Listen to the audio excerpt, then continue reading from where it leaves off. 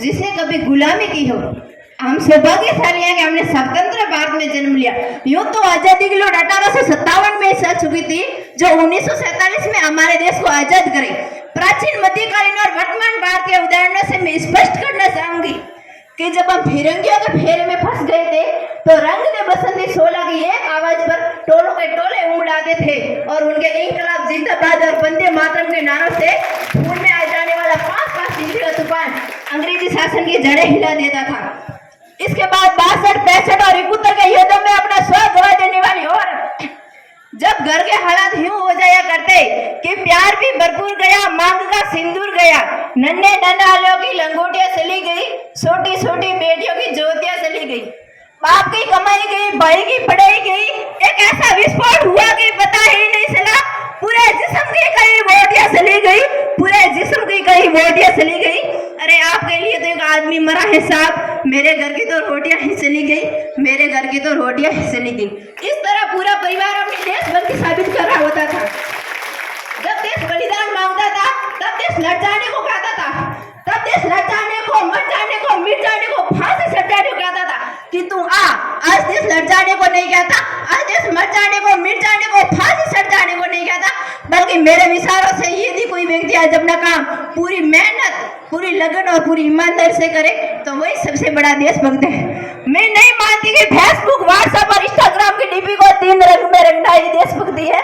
अगर आप कहेंगे कि बस 2 बार तिरंगा हाथ में लेना देशभक्ति है, तो मैं पूछना चाहूंगी कि फुटपाथ पर रहने वाला बच्चा ट्रैफिक के सामने जब नंगे पैर तिरंगा बेच रहा होता है तो क्या आप उसे उसकी देशभक्ति कहेंगे? नहीं, ये उसकी देशभक्ति नहीं, ये उसके पेड़ की भूख की शक्ति है जो उसे ऐसा करने पर मजबूर करती है। क्योंकि न वो मस्जिद को जानता है, न वो देवालयों को जानता है, क्योंकि न वो मस्जिद को जानता है, न वो शिवालयों को जानता है। वो पेट के भूखे हैं साहब, वो केवल भोजन के निवालों को जानते हैं, वो केवल भोजन के निवालों को जानते हैं, वो केवल भोजन के निवालों को जानते हैं।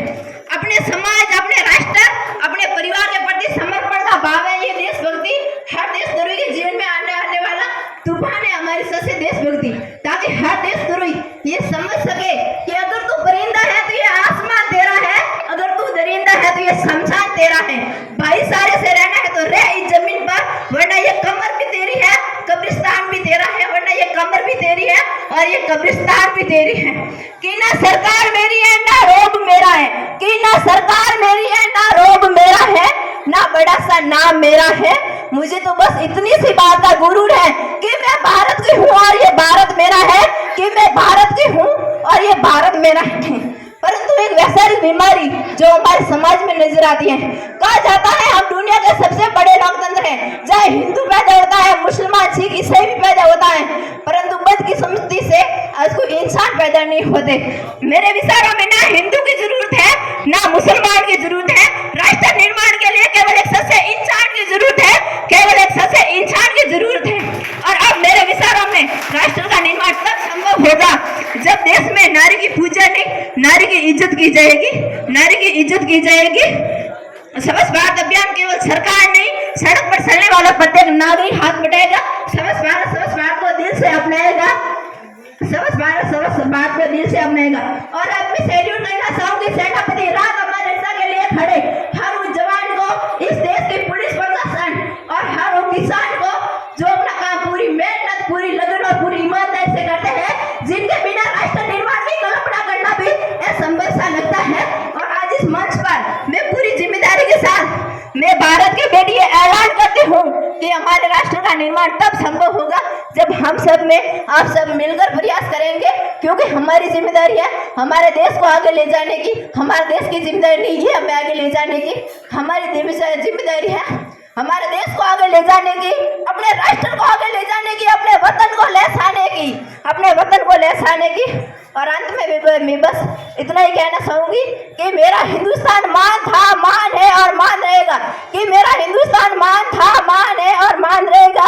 होगा हौसला सबके दिलों में बुलंद, कि होगा हौसला सबके दिलों में बुलंद, तो एक दिन पाकिस्तान की जय हिंद कहेगा, एक दिन पाकिस्तान की जय हिंद कहेगा। अरे पाकिस्तान ही क्यों, सारा जहां कहेगा, क्योंकि सारे जहां से ऐसा हिंदुस्तान हमारा, हम बुलबुल है इसके, ये गुलदस्ता है हमारा। जय हिंद, जय भारत, जय जवान, जय किसान। सौ